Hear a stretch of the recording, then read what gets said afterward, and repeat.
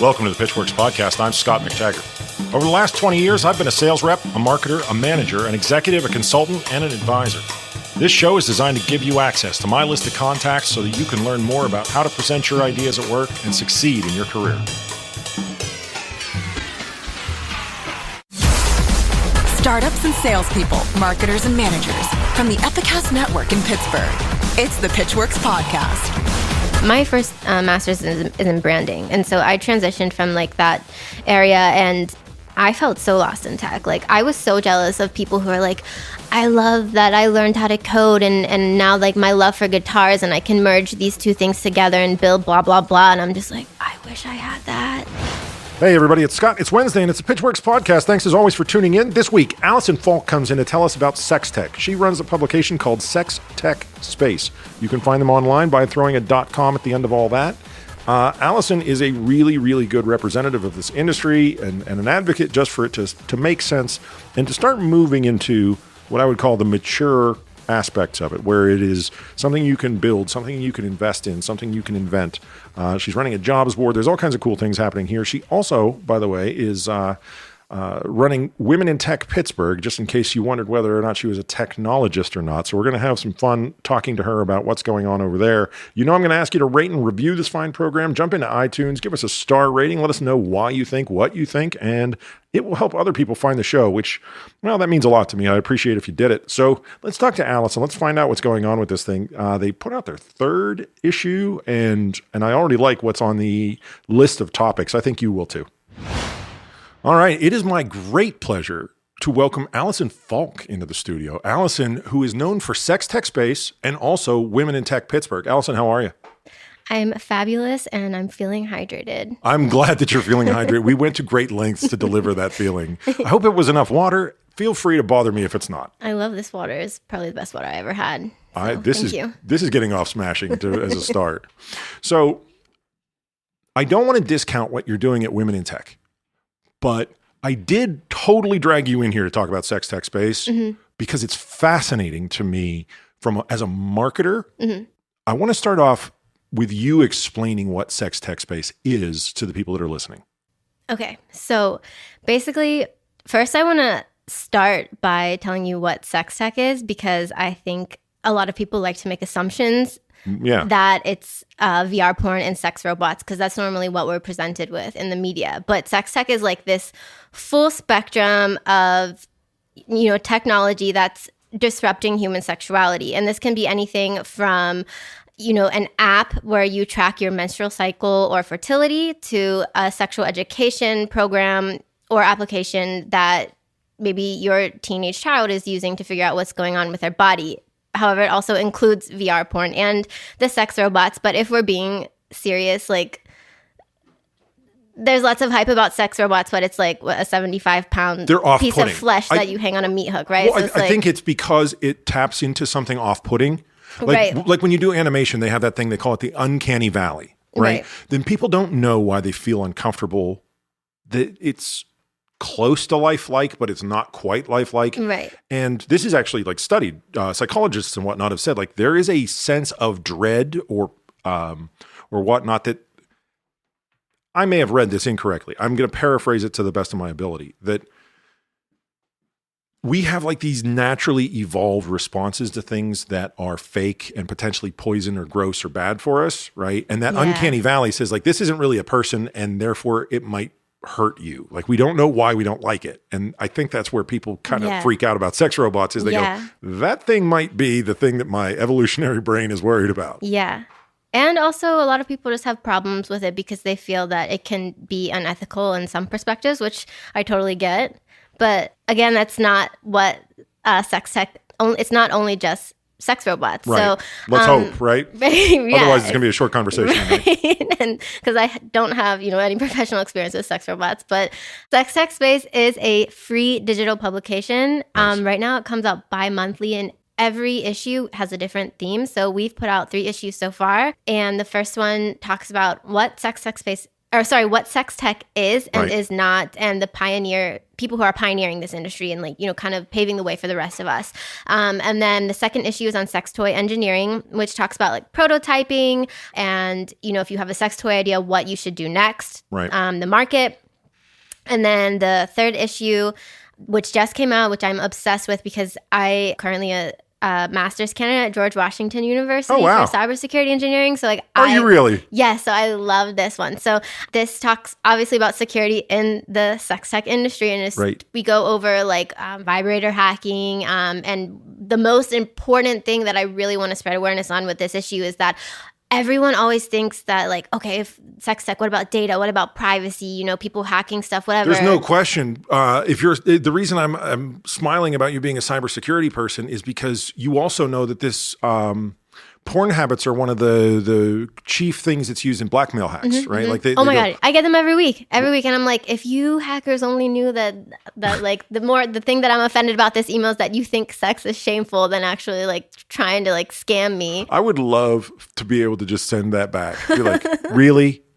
You are barking up the wrong tree. Yeah. I'm I always offended post that it you on wasted my Twitter time. That like I am offended by these. That you're trying to like get me for this. If you knew what I do, like for for my job. But I saw that. I have a lot of friends in cybersecurity, and they all say the same thing. Like, people can't even tell anymore. Like, did they really hack me, or is it just a cheap email that they copied and pasted off of some paste bin, like scrap heap? Yeah. And that's interesting, because what happens when it's legit? Like, let's go to the VR thing. Like, oh, well, I couldn't help but notice what was in your VR. That's going to scare some dude into emptying his wallet. I'm here to tell you right now. Yeah. Same thing. You know what's worse? Have you heard of deep fakes? Yes. Oh my God. Deep fakes are going to change being a woman. I can tell you that. It already permanently is. and forever. It already has. Well, yeah. I think some are still blissfully ignorant is why I say it was going to change it. Blissful ignorance feels like a really good... Yeah. Oh, there are no scary. U-turns in this thing, unfortunately. So we should probably explain deep fakes for the people who don't already know is being able to make it look like somebody did something they didn't do. Whether it's, I think you saw the one where they took, I think it was... Is Barack Obama's face. That's the one. They took Obama's face and they had Jordan Peele say ridiculous things with Obama's face. Yeah. And then I had no idea. Immediately it was porn. Like 10 seconds later, it was like Scarlett Johansson and like the entire varsity football team. Yeah. So, yeah, I jumped way ahead on that one. What I want to do with SexTechSpace and what I am doing is to use technology to become this catalyst to create a dialogue around a topic that people have so much fear around because we're taught that fear. And it's really interesting. Probably the most interesting thing that I've seen come out of this with that specific goal is that when I go to networking events, even in Pittsburgh, a city that some people might deem conservative, when I go and I meet people and I hand them my business card and they ask about what is sex tech and I tell them, exactly what I'm telling you, and they start telling me about maybe their own personal experiences or asking me questions about sexuality. And I have to clarify that, I'm not a sex educator. That's not where my professional skills lie, but I'm definitely open to listen, and I'm so happy that they're comfortable talking to me about that. And at the end of the conversation, they say, "Oh, I've never told anybody about that before." Well, you're accepting, right? And acceptance is maybe something they're not getting enough of in their diet. Right. And the key there is though that SexTechSpace, that this publication or what I'm doing is what opened up that trust for them and what gave them the permission to talk about it. And I think that's what's the most important, because we feel like we don't have permission to talk about this stuff. So what is your mission, do you think? Are you more of a journalist, a marketer, an advocate? Like, how do you classify your role in this whole universe? I would say definitely an advocate. And another larger goal is to get sex tech accepted as a valid technical sector of the technology industry. Yeah, and you said there's an ethical thing that rubs people the wrong way. Right. And we talked a little bit about, maybe people are a little disquieted by how they feel, right? Like, I don't know why, but I do. And one of the things that interests me, and I'm not joking, like, This is fascinating because so many people can pretend it doesn't exist. As a marketer, I am fascinated by anything which is sort of like forcibly invisible. Like people know it exists, but they pretend as though it doesn't because it makes their day easier to navigate. And then again, like if someone were to come to me in my practice and say, I need you to help me sell. So let's talk about the CES thing, right? This was actually one of the main reasons I reached out to you. This CES event where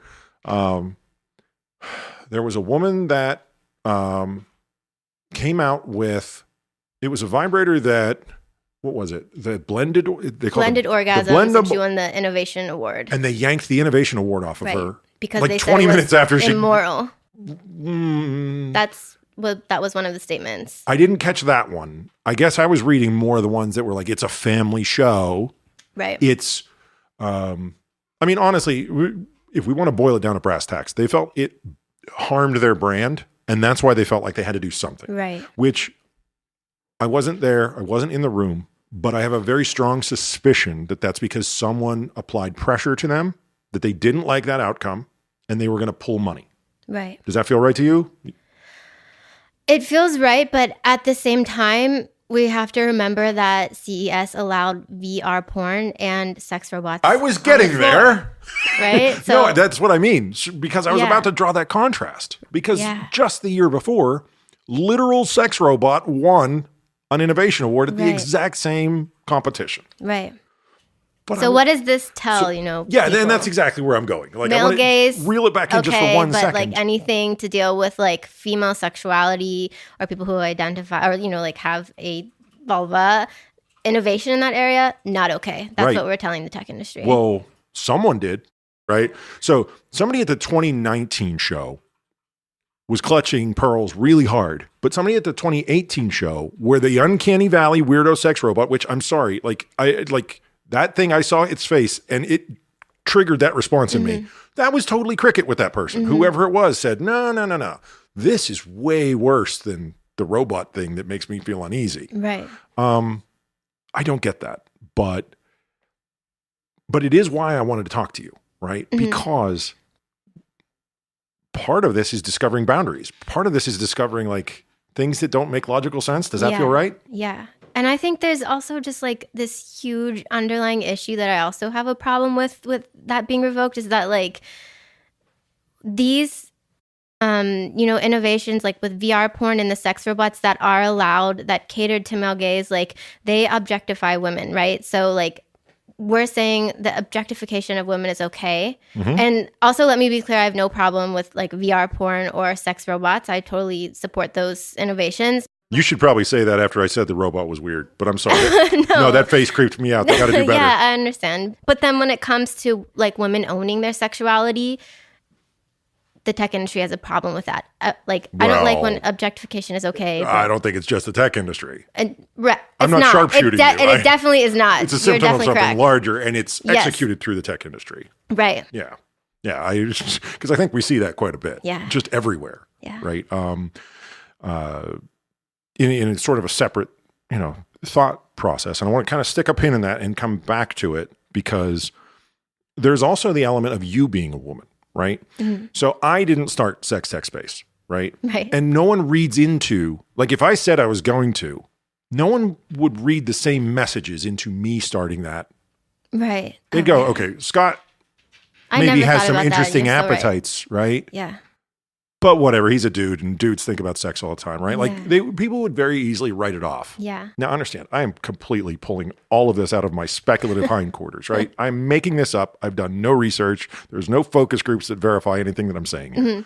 But don't you think that if, I don't know, me or Buzzy just went and started this thing, it would cause less of a fuss than it probably has with you starting it? Yeah, my mom was just like, oh my God, like you're never going to get a job. You're never going to blah, blah, blah. And no, you're probably going to get a great job actually, but that's another my story. coworkers, when I had a 9-to-5, were so supportive of it. Right. Yeah, I was actually shocked because I was afraid to like tell anybody about it when I first started. But then I was just like, it's radioactive. If these people in some aren't going ways. to support me in this, like why would I want to work with these people? But it is radioactive in some ways because it's uncertainty. People are like, if I associate with Alison and this goes sideways for Alison, does it splash on me? And again, I am totally just, that's my feel on it. No, I've experienced that. I've experienced a lot of like other people in the area who don't want to work with me or associate with me, and that's okay, because I just feel like, okay, it's whatever. Like, I respect your, boundaries. So yeah, I mean, I don't like, McDonald's doesn't make you eat burgers, right? But also nobody gets twisted up about the fact that there's burgers at McDonald's, right? Like when it's not such a charged sort of cultural, it's the third rail, right? Yeah. Like, you don't talk about how much money you make. You don't talk about like your sex life in public, because you don't know what the reactions are going to be. No politics or religion at the bar. There's like a lot of these rules that we've kind of made life easier with. Yeah. But you're a young woman, right? Like, you're a walking testimonial to like the objectification of women. Like, and that's what I'm kind of getting at. Like, is I get the feeling like sometimes someone goes, "Oh, sex tech girl, I can totally make a move on her." Oh my God, you don't even know. That is like one of my... I just came up with it and you didn't tell me. It's one of my biggest pet peeves, especially, and I've talked about this with other, founders in the sex tech, world, that like, for some reason, when you talk about sex, everyone else thinks, oh, okay, then that's an advertisement. Yeah. You're waving the flag. I'm not giving an invitation out. I'm just trying to spread awareness. Hey guys, I decided to use this word that turns us into Tinder in real life. Everybody grab your controllers. Ready? Exactly. The Super Mario music starts playing in the background. Everybody starts trying to get the high score. Yeah. Oh, I was singing the wrong. I don't even know. I think I was singing The Price is Right. You're kicking ass. I don't mind any of it. All right. So I wanted to tackle all those three things because there's three branches off of the same thing. Like, the first one is just like sex tech in general is kind of, there's a lot for us to unpack there. It's going to take decades for people to figure out exactly why they feel what they feel and how that affects, I don't know, what they'll buy, what they'll accept, who they'll hang out with, etc. Then there's the bit about, just like you being a woman definitely changes the recipe for what SexTechSpace is. Mm-hmm. And we need to acknowledge that. Yeah. It's interesting. And then the third part is like, you're also, while you're navigating these waters, trying not to, again, like send up some sort of like, I'm desperate, again, like Tinder invitation. Yeah. And I think we have to at least state all of those things before we continue into the conversation, because what you've chosen is pretty, I don't want to dissuade you from what you're doing, but it's very complex. Yeah. Like, who are the innovators here? And what does it take to jump in? Mm-hmm. Again, it feels like it's a complex landscape. And I think part of the reason it's a complex landscape is because doing market research is hard. Decoding the, I'm gonna sort of take the soul out of this, but I'm gonna say decoding the community lingo is hard. It's like you need a Sherpa to take you to the top of this particular mountain. And he's like, oh, no, this group says this, and it means this, and this is how you're going to tell them about the availability of this thing you innovated, right? Right. It adds an extra 3 to 5 steps to this whole take your product to market idea. Who's doing it well? I have a really deep love for Unbound Babes. Okay. Their CEO and founder is Polly Rodriguez. She's I think she's the first sex tech company that has pitched in TechCrunch Disrupt. Nice. And I love everything they're doing because it's so authentic and like they're really connecting with women kind of like on a, like through memes and stuff like that, that are like really relatable. Just being people. Yeah. And it's like, I like companies that take away that like crunchiness of like trying to be like corporate and professional. Yeah. And so that's why I related with them so much. And they're how I found sex tech. Interesting. So I owe them like, I have so much love for them. Well, that actually I speaks volumes where then. I am today without them. But that's a great answer because they reached you in a place where you weren't even looking for them. Yeah. Can I tell you when I entered the tech industry, because I transitioned from my first master's is in branding. And so I transitioned from like that area and I felt so lost in tech. Like I was so jealous of people who are like, I love that I learned how to code and now like my love for guitars and I can merge these two things together and build blah, blah, blah. And I'm just like, I wish I had that. Yeah. And then I could never like. That's a necessary step though. Yeah. Being able to make that sentence, like, I wish I had that. Yeah. That's a necessary part of the recipe. Yeah. And now I can say that I have that because I feel so at home. And I would probably still feel lost, but like still trying to make it work. And I think that's the cool thing about like constantly like failing, and like when you finally find it, like that nirvana is like so good, you know? I've had places where I knew I didn't line up. I've had places where I line up perfectly, right? And understand that's usually when I'm the boss, you know, because it's like then you don't have to worry about, you know, whether or not the company is representing your values, et cetera. You know, right. You know, and I think you're probably tasting a lot of that now because this publication is yours, right? The reason I ask about like who's innovating well is because one of the things that's interesting is what does it take to do that? Mm-hmm. Okay, so if we were talking about a medical product, right? You know what I mean? Because some of these things are going to be, you're going to want to know that when something unexpected happens, you're going to be safe. And I do think that there's this mountainous investor opportunity where someone can come in and say, no, this is all fine. Mm-hmm. Like you remember, you don't like gay marriage? Well, then don't get gay married, mm-hmm. right? We will have that moment with sex tech. Mm-hmm. That's coming. And I'm just bad at timing. I can't tell you when that's going to happen, but we all know it's coming. Right. So then it starts to become like, how do we know it's safe? How do we know it's, I don't know, earth friendly? Like all this stuff that's like boring corporate stuff will all come up. Yeah. And I'm fascinated to find out like what the state of maturity is in that. Yeah. I think you would love issue 3 of SexTechSpace. I will check it out for sure. There's one person in there, Sarah Jamie Lewis, and also another person who goes by the name of Renderman.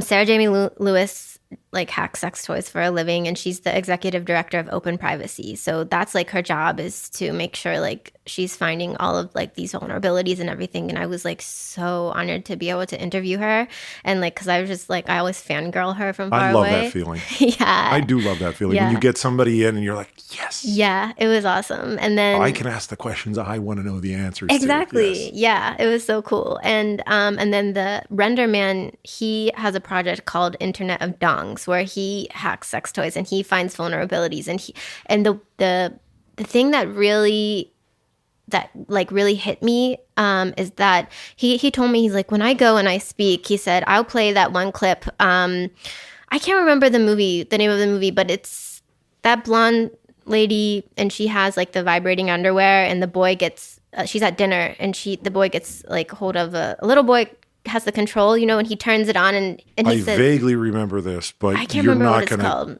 squeeze what movie it was out of my poor old brain. That's it's okay. Not coming. Yeah. But you know what I'm talking about, right? Yes. So anyway, someone has control. The joke is that you're out of control. Right. And she has these underwear on, and everybody in the crowd is laughing. And then he says, you don't realize that you're all laughing at a sexual assault right now, because someone else had control of that. And then he goes on to talk about how important this is. And when people start using teledildonics, which is, you know, when a pleasure device becomes an Internet of Things, is connected to the internet, that there's possibility for remote sexual assault. And that's something that's very serious. It's something that no litigation yet exists. So that was one of the biggest things that I wanted to cover with that issue as well, and let people know that even though we're lacking in security in this area, those people are pioneering it for us. And the reason that we need to validate sex tech as a professional field is to get more security experts in here, because we need them to prevent this from happening. A mature industry has protected workers. It has safety. You can, like, if you get a lemon, you can get your money back. Like, it's a real business. Like, all the things. It has insurance. It has lawyers. It has HR. It has a way to advance through the ranks. Like, everything that we kind of like roll our eyes and go, oh, boring big company. That's what exists in a mature business. Right. So I think tap into that vision, that you can see what other people can't see yet. You know, like there's this image, you know, you've got VR, right? You've got augmented reality, actually, where you can see what's going to be there. Right. I could totally see the Alpha Lab gear of sex tech, where, wouldn't that be cool? That would be. Especially if we built it here, right? I mean, you're here. Then you can rally the people that would be like, okay, this is your like anti-allergy safety people, and this is your like material scientists. You start to get this whole critical mass of again, I'm going to say like industry maturity, right, cool things can happen. I definitely could not agree more with you, and that is so exciting. It's definitely a path that I've been looking towards. But like I said, Pittsburgh, you know. I mean, I hear you. Yeah, but you know, that's also Pittsburgh the reason I'm here. Conservative for a Maybe I different can reason. break that. I'm sorry to talk over you. Sorry. No, it's fine. I want to break that. I want to break down those walls. And another thing that I'm always thinking about is that, like, I used to work in health tech, right? So, would you consider Pittsburgh, you know, like kind of like a health hub? Yes, definitely. Because we have, you know, there's so much investment in health right. here, and we've talked about it a lot on this show. Yes. And so one of my pet peeves, which I understand why this isn't a thing yet, but is I really hate all the women's health campaigns that we have because they're constantly focusing on the same thing, either pregnancy or breast cancer. Not to invalidate those things, those are super important. You know, I want to talk about women's sexual health because that is so important. And you know, when you have like ovarian cancer or whatever, like that comes, like your sexual health is part of that. Oh yeah. And it is so important. It's not something that doctors talk about either because cool thing, Polly Rodriguez started her company because she was diagnosed with cancer. She went into early stage menopause and she was never told that she would experience sexual discomfort. Polly is the person you mentioned from Unbound. Right. Right. And so, you know, this is important. Sexual health is important. When you talk about your health in general, like you need to, for lack of a better word, satisfy like all of these areas. And if any, you know, health company is listening and wants to reach out and like put something together, I don't think that's going to happen, and I'll tell you why. Because yeah. the first step is going to be very awkward for someone in a corporate environment to say we should do this. Can I help you with this? Just a little bit. I can't promise you results, but I can promise you that you can maybe like break through that. I would see when they are doing a call for proposals, and you're a very effective speaker. I would go speak. Their imagination gets in the way of the facts, and their boss's imagination now is their responsibility. They have to think about, what am I afraid my boss is going to say? And it's just too much because not doing anything is a safer option. Right. I think you have to initiate. All right, now let's take a moment and talk about women in tech, right? Yeah. Because that's a pretty big part of who you are as well. I'm curious. The two things go hand in hand, but I'm curious to what extent the folks in the one column maybe don't want to be involved in the other column. Does that happen?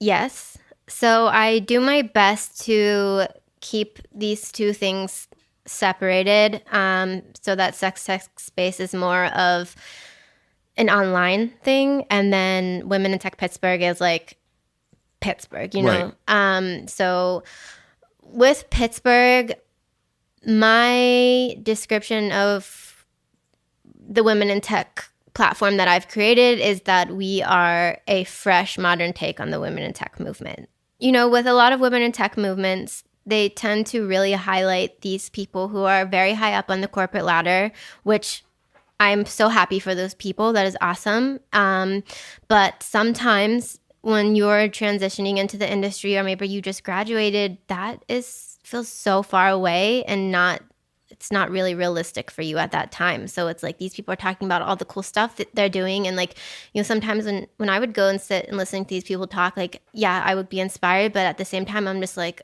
okay, this doesn't help me with my next step really, you know? Did it ever feel like you almost felt more desperate coming out of there going like, now I know how far away I am? Yes. Yeah, I definitely felt that. You're not the first person to feel that way because I've had that said to me before. It's why I asked the question. Yeah. We should probably wrap up. I would like to offer you one last opportunity to plug anything and everything that you're working on. Because again, like a lot of people come in here with like a clear business model. They're like, yeah, you know what? If I get my word out there, like I'm going to make all these dollars, and you're distributing a publication and you're literally just advocating for an industry. So I don't know, let's just get your mailing list up or something. I don't know. What do you want to plug? Yeah. So SexTechSpace, you know where to go for that, sextechspace.com. We also have merch. If you want to support, we have very discreet merch as well. If you don't want the word sex on your clothes. And so definitely sign up for that to learn about this industry. I really feel that it'll help you become a more well-rounded technologist or engineer or whatever you identify as professionally.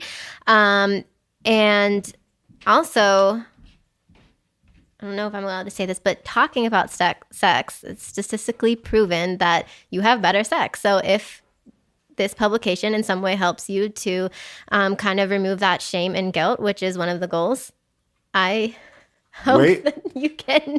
So, I don't know.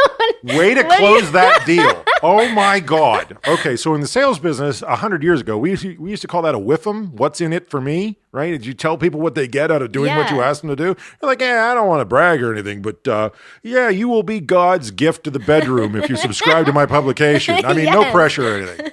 That's gorgeous. So sign up for SexTechSpace and have better sex. And hey, for no bigs. Women in Tech Pittsburgh, we just launched our job board, and we are going to have some really, really cool events that I'm cooking up behind the scenes. So don't sleep on me about that.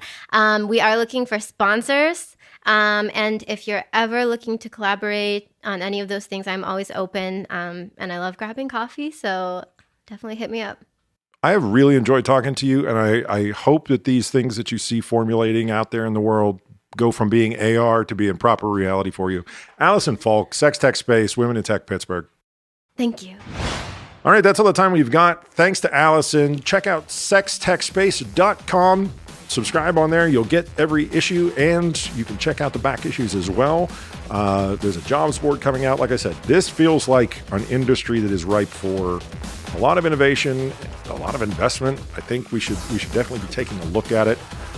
Buzzy and I are going to get back in the lab. We're going to make another episode of Pitchwerks. Make sure you check it out on Wednesday. Subscribe if you haven't already, and you'll get it every single Wednesday morning before everybody else does, which sounds like a pretty good benefit to me. We'll catch you next week. The Pitchwerks podcast comes to you from Pittsburgh, Pennsylvania, a production of the Epicast Network and MacTaggart, LLC. Engineering and production by Buzzy Torek and Nick Miller. For more information, show feedback, and ad sales, visit pitchwerks.com. pitchwerks.com. On social media, find and follow the show on Twitter, LinkedIn, Facebook, and Instagram using that same brand name, pitchwerks.